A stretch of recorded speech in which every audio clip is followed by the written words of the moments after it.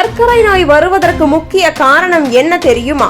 கேட்டால் அதிர்ச்சி ஆகிடுவீங்க. பலர் நினைப்பது இனிப்பை அதிகம் சாப்பிட்டால் தான் சர்க்கரை நோய் வரும் என்று. ஆனால் உண்மையில் உடலையே மெல்ல சீரழிக்கும் காரணம் வேறொன்றுதான்.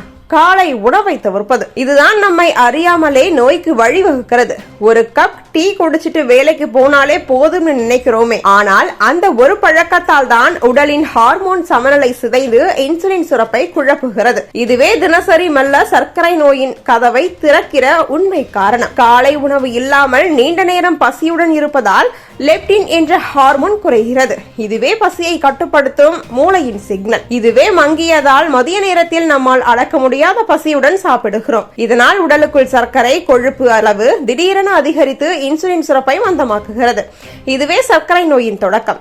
பலர் சற்று பசியோடு வேலை பார்த்தால் ஆரோக்கியம் என நினைக்கிறார்கள். ஆனால் உண்மையில் பசியோடு இருப்பது மெட்டபாலிசமை மந்தமாக்கி உடல் எடையை கூட செய்கிறது. பசியுடன் இருப்பதால் உடல் சேமிப்பு நிலை இன்னும் மோடில் செல்கிறது.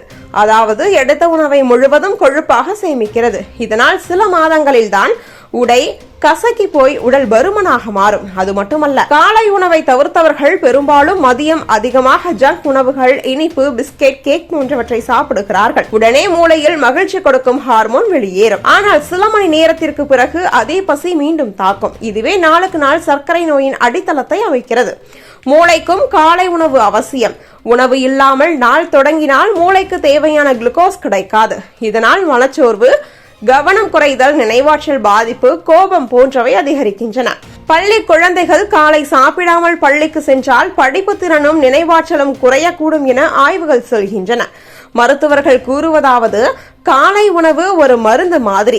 உடல், மூளை, இதயம், மனம் அனைத்திற்கும் தேவையான சக்தி இதில் தான் இருக்கிறது. இதை தவிர்ப்பது உங்கள் உடல் நலத்திற்கே பெரிய எதிரி. தினமும் காலை சிறிதளவு ஆரோக்கியமான உணவை எடுத்துக்கொள்வது ஆயுள் நீட்டிக்கும் வழி என்கிறார்கள். அதனால் இன்று முதல் மாற்றம் ஒன்றே போதும். காலை உணவை ஒருபோதும் தவிர்க்காதீர்கள். ஒரு தட்டை இட்லி, ஒரு கப் பால், ஒரு பழம். இதுவே உங்களை நோயில்லாமல் சுறுசுறுப்பாக உற்சாகமாக வைத்திருக்கக்கூடிய எளிய ரகசியம். உணவை கைவிடாதீர்கள். அது வாழ்க்கையையே கைவிடுவதை போன்றது.